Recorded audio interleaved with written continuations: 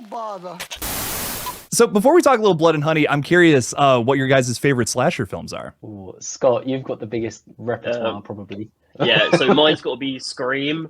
I'm just obsessed with Scream. I love mysteries. That's why I love your channel, because you talk about it quite like very well. But yeah, Thank Scream, you. probably Scream for me for sure. For me, it's Scream too. Scream as well. Oh, Because- what? I didn't know that, Matt.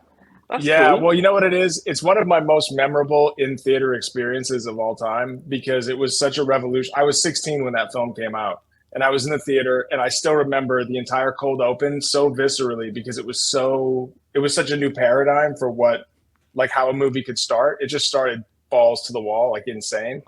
And yeah, it's a perfect film. So yeah, I agree. I think for me, maybe I kind of gravitated a lot towards like Nightmare on Elm Street lately, and you might see elements of that in in the new Pooh. Dude, absolutely. Yeah. Oh man, well, Rhys, I also got a question for you, man. What possessed you to turn this wholesome yellow bear into a cold-blooded killer? So yeah, myself and Scott are like big fans of just all horror, really, and we're always trying to like come up with stuff which we think's a little bit like inventive and different, and rather than just doing like a rehashed version of like a supernatural film or like a paranormal ghosty film or so, and then yeah, when we realized that was in the public domain, we were just like, okay, yeah, we've got to do this. And then we went as quick as we could. It's too funny not to, man. I know, yeah. Matt, I was telling you earlier, I love Summer of '84, man. It's just a killer movie. Been a huge fan of it for a while, and I was hyped to hear you were writing this sequel. Tell us a bit about your approach towards continuing this story. Well, I mean, it was definitely following Rhys's lead. Like he had a lot of really great ideas, and I think one of the things I really loved about his approach was that he basically, when they finished the first one, and they sort of like they did like a post-mortem and looked at how everything fell into the public sphere and how people reacted, fans reacted. He did a lot of polling and asking people in the comment sections of various sites like Fangoria and Bloody Disgusting or whatever, like what they would want to see in a sequel. And by the time I came on board, he'd already kind of cobbled together all this information. And so we had like all this amazing information from fans to see like what did they want to see in this movie. So that was like my favorite part about jumping into this thing with Rhys, because it was he had a really clear idea of what he wanted to do, and a lot of it was based on what fans were looking for. I can see that in the film, no spoilers or anything, but I saw such an immediate improvement. It's great stuff. I'm a huge fan. I loved the sequel. And speaking of which, Scott, dude, you're amazing as Christopher Robin, dude. Great stuff. Oh, thanks. Oh yeah, I get really shy with my acting, but with my producing, I'm like super like whatever. But with my acting, like yeah, that's very nice of you, very sweet. Thank you very much. Because obviously I wasn't Christopher Robin in the first one. Yeah. And obviously when Rhys got to do in the sequel, so the year that we made Winnie the Pooh 1, something that a lot of people don't know is we actually made 46 feature films that year. I was on like a mission, so I had a goal, and my goal was. Well, a big thing was if I ever get in a room and I pitch to someone about big money, how do I stand out? What's my unique selling point? Because me and Rhys do not come from anyone in the industry like a lot of people, and it's very much about like creating your own kind of way. And I had in my head, I wanted to make 100 films, feature films by a certain age, because I thought if I get in a room and I get to pitch for proper money, then, it will look like if you give him money, he's worked on so little, he should be able to do it. So that was like my whole goal. So I did 100 films a little bit early, which I'm super proud of. And then I was like, okay, now I need to get my company like known. And I was like, how do I do it? I was like, oh, damn. So I was like, okay, right, I'll do Humpty Dumpty, Jack and Jill, Bloody, all these kind of like blah, blah, blah. And then Winnie the Pooh came in the public domain. We made it. And in the same year as that, as an actor, I acted in a film called Dr. Jekyll and a TV show called Malpractice. So it was a very busy year for me. And I remember one night I like woke up and I went for the toilet and I was in bed and I was like scrolling, couldn't get back to sleep. And I saw Winnie had just blown up. And I was like, oh my God, fuck, people are going to watch it. And I was like, people are going to watch it. Fuck. Like, because this was made on £20,000. And it was like, you know, like it's very low budget. And so me and Rhys were like manically trying to make it as good as possible. But then when the sequel came up, we did get a budget improvement that we had to really, really push because, you know, people above us didn't really want to give us kind of, you know, what we wanted. But we kind of got there in terms of like something decent. And then Rhys was like, you know what, I'm going to kind of make the first movie a movie within a movie, a bit like Stab with Scream. And he was like, so, because he wanted to redo like the looks of Pooh and all that kind of stuff. And I was like, oh, that's awesome. I love the idea. I was like, great, you can start over. You can make the film that you would have made first time if you had the money and blah, blah, blah. And he was like, I'm going to need a new Christopher Robin. And I was like, mm-hmm. And he was like, do you want to do it? And I was like, the thing is, I really, really, really, really, really rate Rhys, and he works so hard. And as a producer, I've seen him honestly just go above and beyond. And I was like, you know what, like, yeah, with you, I trust you. And everything he was saying to me, I was like, you know what, let's do it. And yeah, I feel like he didn't let me down. And yeah, it was a really great time. Then when Matt came on board, I was like super happy. So yeah, that's how I got to say yeah. Thanks. Well, that's really exciting stuff, man. I thought you guys all of you guys killed it in your respective roles with this project. I personally love the sequel, like I was telling you about, and we're also mentioning that there's new designs for our killers this time around. Pooh, Piglet, brand new designs, and we also have some new killers with Owl and Tigger. Could you tell us a little bit about your versions of these beloved characters that are now slashers? Yeah. So yeah, with like Scott was saying, with the first movie is we kind of tied in a lot of elements which we kind of wanted to reset. So like with Pooh and Piglet, which were the only two killers in that one, they were done like on the cheap. So that mask we had from, which is this one from Immortal Masks, was like, he's like £600, and so was the hog mask. But everything else, the rest of his costume was literally like, it was either off Amazon for like 30 quid, or his gloves were actually cleaning gloves for like £1. So we kind of tied ourselves into a look and design with them, which we wouldn't have done if we had like a bigger budget. So in order to like reset these killers, that was one of the strategies behind it. It was like, look, if we make this a film within a film, it keeps it fun. It also keeps us the opportunity of like potentially bringing the version 1 back in there, like in that universe. But it just wipes the slate, basically. They can get done how we would want them to be done. They can have different kind of mannerisms and personalities. We can get different actors and performances for like certain roles which are maybe more fitting. So with that then wiped the slate for us. So then me and Matt were like thinking about these, and I had like something in mind for each of them. I couldn't have all the characters because it's so expensive and it's so difficult to even do 4. Like most horror films, they've got one main villain. Having 4 complete designs for them and actors and all that is just so costly. For the third film, I'm going to have to do more. I don't know how I'm going to have to.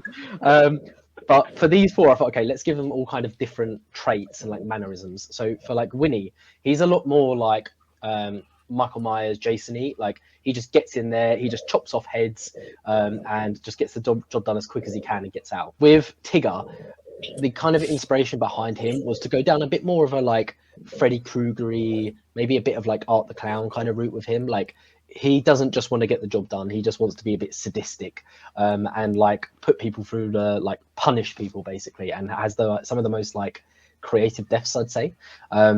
Then with the other two, with like Piglet, he was a bit more, he's more like this disgusting piggy character, maybe a bit like Texas Chainsaw Massacre, like Leatherfacey vibes in there. And then Owl is super like unique. If I had to kind of tie Owl to anything, I would say he's a bit like a mix between like Jeepers Creepers and a bit of like Pinhead in him, because he loves to monologue. So before he kills someone, he will monologue to you. That's the worst. He will give a big paragraph before you get stabbed in the eyes. It makes him quite fun and different.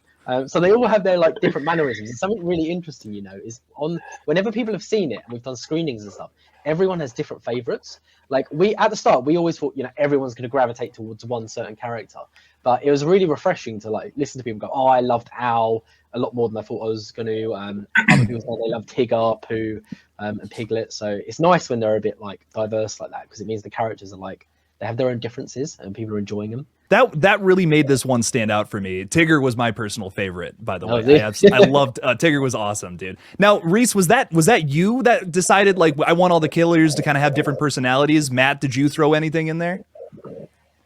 No, I mean that was definitely Rhys. I mean, he, like I said, he had a lot of this stuff thought out when we got rolling with this, and again, and a lot of it was based on sort of fan reaction. I'm not sure, Rhys, was that actually something that you like definitely knew you wanted, or was that based on feedback you'd kind of gotten? So we had early ideas. It kind of like went into like, for Tigger anyway, he kind of went more into this Freddy Krueger-y like Art the Clowny kind of vibe nearer the end. Like it was a lot of it that came out in post-production actually. We had the idea that he would be, you know, he was going to be sadistic. He was going to enjoy torturing them like those characters do as well. But we kind of wanted him to be like adrenaline fueled, because throughout the film you kind of learn that, you know, he's in this like caged area. You kind of got that from the trailer. He's like locked away. So we thought the idea is he's got a lot of like pent up energy compared to everyone else. So there's like adrenaline flowing through him, and that was something I was telling the actor Lewis on the day. Is like, imagine you've had like 10 Red Bulls. So you'll see scenes where his hands are like, his claws are like shaking kind of, and he's like gritting his teeth and stuff because he just wants to, like, he's getting excited. Do you know what I mean? Like a tiger, like he wants to pounce and just rip everyone up. So yeah, that was kind of the vibe with him. But then a lot of the speech and the mannerism started going a little bit more like Freddy Krueger-y near the end, I'd say. Because even like a lot of the dialogue that Tigger has was sort of added in post. Like we didn't write that in the script, and then it was sort of as it took more shape. I remember you reaching out and like texting and being like, "What about this? What if he said this?" And kind of going back and forth with that. Yeah. Yeah, because like on what we're doing, it's still a small budget, like relative to, you know, like big studio films, big studio horror films. They're working on 10 million, 20 million, 30 million, and we weren't working on that. And when you're not working on that sort of money, I think you have to be increasingly more kind of or like coming up with things on the fly on the day. So for example, with Tigger, when I went to this warehouse and this where he does a lot of his killings and stuff, straight away I'm just looking around and I'm just looking for bits which I can like use as methods to kill people. So in the trailer you can see that scene with the hole. That was only possible because we went there on the day and then saw it, and I was like, okay, we can use that. Like that can now become part of this scene. So because the death scenes get improvised so much and changed, then a lot of the dialogue kind of then came in afterwards because it fit those environments, if that makes sense. By the way, like when we finished the script, I remember thinking to myself, this is a lot of fun. I have no fucking clue how they're gonna. By the way, can I swear? I apologize. Yeah, okay, go nuts, dude. I was like, I have no fucking clue how they're gonna pull this off because it's so ambitious. I mean, honestly, I think if you handed the script that I handed to Rhys to a line producer who made $30 million films, he'd be like, yeah, okay, or $10 million films. Like, yeah, okay, we can do this. And the fact that they made it on this budget still blows my mind because it was a very ambitious project. A lot of locations, a lot of characters, a lot of shit going on. It's not a small feat. Yeah, we had the same with we got some comments from Josh Stolberg as well, like the writer of Saw X. Nice. And he said the exact same thing. Like he was like, I don't know how you guys are gonna like do this. But he really liked it as well. And yeah, it was hard to shoot because it's not contained. Like a lot of horrors, they'll be in like one location. This was just absolutely everywhere. And some days was having to do like on Tigger, what was it, 6 death scenes in a day? Yeah, it was a lot. Yeah, I remember like we'll walk around and you were like, Scott, you think about the next bit, and I've got to direct this, and I was like, oh fucking hell! So yeah, it was mad, wasn't it? Yeah. So it was like. But I remember saying it to you on the like when we were writing. I was like, "How are you gonna? That's a lot. That's another location." You were like, "Yeah, don't worry about it. Just figure it out." All right. This one was definitely much more like harder to shoot, obviously, than the previous film. Yeah, definitely. Yeah, because there's so much more like. Even though the budget went up, we didn't want to, you know, like just use that to have an easier time. So we basically just massively scoped it out and had like so many more locations, so many more death scenes, up to the loads of other elements like the gore, the prosthetics. So the look of Pooh now, even though I've got that mask which I put on camera, that was only for wides. All the close-ups you see of him, and when it was super important, they were all kind of prosthetics, so it all kind of like moves with him. But the consequence of doing that is money and also time. Like it takes ages to get them all in those prosthetics, especially when you've got like 4 characters. Right. It all looks fantastic though. You guys did an excellent job. Speaking of which, the gore I also was very impressed by with in the sequel. Do you think you topped the kills from the original in the sequel? Yeah, definitely. We the people who did the creatures, they also did the majority of the gore in the film, and they're called the Prosthetic Studio, and they've worked on like big stuff. Like they did Voldemort. I think it was Red Skull from like one of the Marvel films, like Mad Eye Moody and stuff. So they're very kind of established in that world, and that's why like we're able to really rely on them. So you can see on the trailer the guy with the messed up face. Like I think it looks amazing. And whenever they've done all the creatures, it looks really solid as well. So I know, especially relative to the first one, where we didn't have anywhere near enough time or budget for those elements, for the practical effects, it's way better. So yeah, I think that will like a lot of horror fans will really like that, because that's what people that's what a lot of people go to these like kind of films for. They want crazy, inventive death scenes and a lot of practical gore. Oh yeah, and you definitely get that. You definitely get that in this one. Speaking of which, we have a lot more movies coming up from you guys that were recently announced to be part of the TCU, or the Twisted Childhood Universe, which I love, with upcoming features like Pinocchio Unstrung, Peter Pan's Neverland Nightmare, and my personal favorite title thus far, Bambi the Reckoning. What can you tell us about what can you tell us about any of these movies and their respective killers? So yeah, Bambi the Reckoning is like, it's our kind of like wink to like, because basically when we make these films, we are truly massive horror fans, and there's a lot of films that we miss. So we're trying to kind of like bring some of them back. Because like, for example, I was like, we've like the Pooh-niverse. Monsters Assemble. We were like, you know, I've always, since I was a kid, I wanted a film where like Ghostface, Jason, Freddy, all these films combined. And I was like, we can actually do it, so let's just do it. So it's kind of like my version of that. So we're trying to bring like, you know, KillJoy is kind of our Bambi. So he's pissed in this film, and he's like covered in like rabies. He's all fucked up. His flesh is hanging off. He's quite vicious, and he'll do anything to get what he wants, which is a bit of a twist at the end, but there's something he's after. And then Peter Pan's Neverland Nightmare, I'm actually going to be directing that one. And that is, so I love French horror. So like, I don't know if you've seen Switchblade Romance. It's like one of my favorites. I think it's called High Tension as well. High Tension is great. So good. Yes. High Tension is amazing. Oh no, it is that film. Yeah, it is that film. It's called Switchblade Romance. All that. Yeah. What? Yeah, okay, cool. I think in the UK maybe it's Switchblade Romance. I think that's what it's called here. Wow. So yeah, that's one of my favorite horrors. So I would say Peter Pan is a mix between High Tension, I'll call it that, and the Black Phone. I'd say it's those two mashed together with my own stuff sprinkled on. But Tinkerbell's in it, and she thinks that heroin is pixie dust. So why not? So I'm having a lot of fun with it. I'm trying to really flip a lot of things on its head, and I'm trying to make it really dark. And like the good thing is, like with me and Rhys, we're very like, whoever directs any of these films, because we've got other directors on board, like with Bambi, we've got Dan Allen, who is really special. He's a really special director. You can see a lot of his short films online. He's really, really good, but he just hasn't kind of like made it in the industry yet. And I just, you know, I hope this helps him, because I feel like he's really special.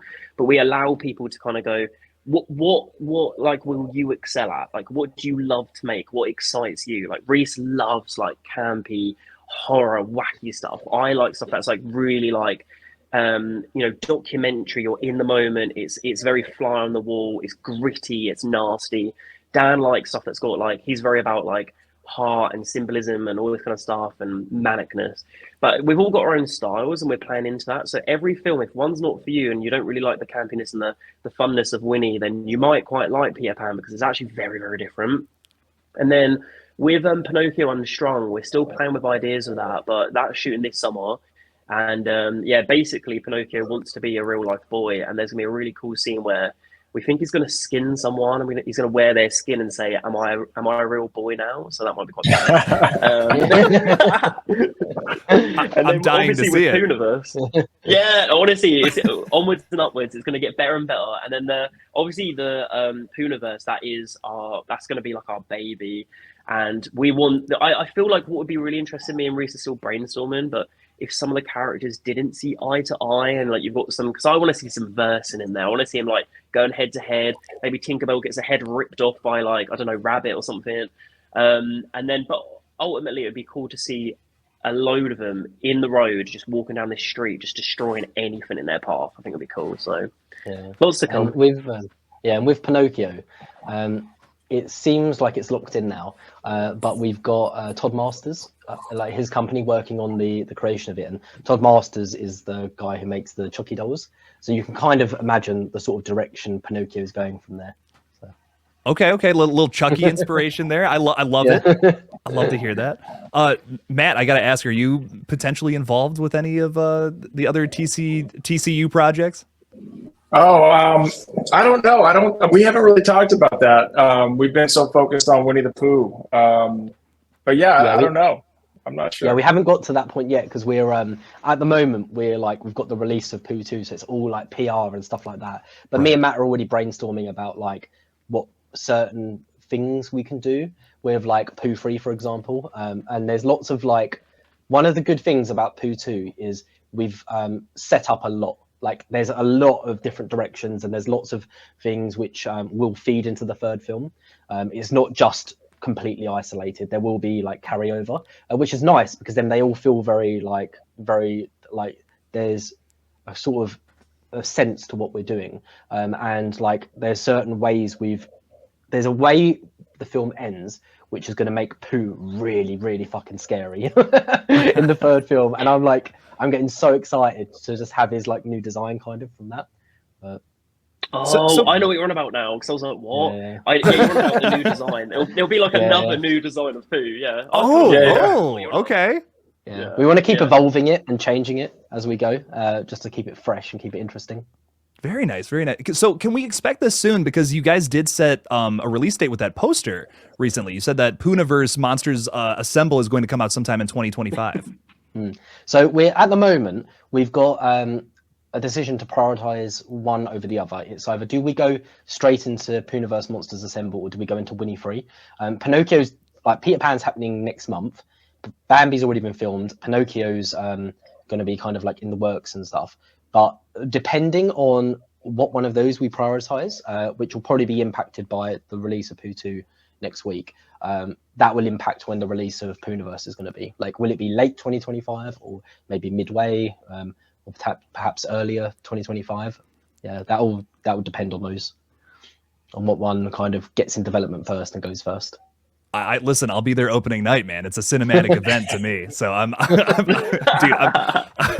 I'm very excited for all of these upcoming projects. And before we wrap this up, is there anything else you guys want to share about Winnie the Pooh Blood and Honey 2? Just the release dates, really. So it's going over through Fathom Events on the 26th, 27th, and 28th next week. So at the moment, we've only got like a 3-day release. I say only, it's still in like 1,500 cinemas across the US. It's still pretty big. And we're hoping, like, if the uptake's quite good there, that it will probably either directly extend off of the 28th, or maybe we might get some more like screenings halfway through April or something like that.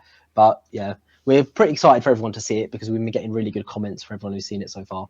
So, including yourself, it seems. I was a very big fan. Definitely go see it, ladies and gentlemen. Like you just said, March 26th, 27th, and 28th. There will be a link in the description of this video too, if you want to get your tickets now. So go check that out.